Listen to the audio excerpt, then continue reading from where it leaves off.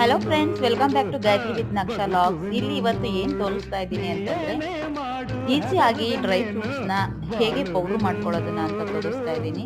ಇದನ್ನ ಡೈರೆಕ್ಟ್ ಆಗಿ ಪೌಡ್ರ್ ಮಾಡ್ಕೊಂಡ್ರೆ ತುಂಬಾ ದಿನ ಉಳಿಯೋಲ್ಲ. ಸೊ ಇದನ್ನ ಲೈಟ್ ಆಗಿ ಬಿಸಿ ಮಾಡಿಕೊಂಡು ಅದನ್ನ ಮಿಕ್ಸಿಗೆ ಹಾಕೊಂಡ್ರೆ ಸ್ವಲ್ಪ ದಿನ ಯೂಸ್ ಮಾಡ್ಬೋದು. ಇದನ್ನ ಮಕ್ಕಳಿಗೆ ಕೊಟ್ರೆ ತುಂಬಾನೇ ಹೆಲ್ತ್ ಬೆನಿಫಿಟ್ಸ್ ಇದೆ.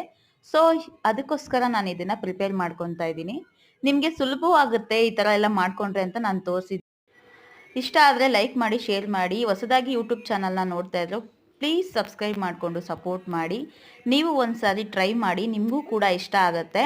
ಇದನ್ನು ಮಕ್ಕಳಿಗೆ ಅಂತಲೇ ಅಲ್ಲ, ದೊಡ್ಡವರು ಕೂಡ ತಿಂದರೆ ಮೂಳೆಗಳೆಲ್ಲ ಗಟ್ಟಿ ಆಗುತ್ತೆ.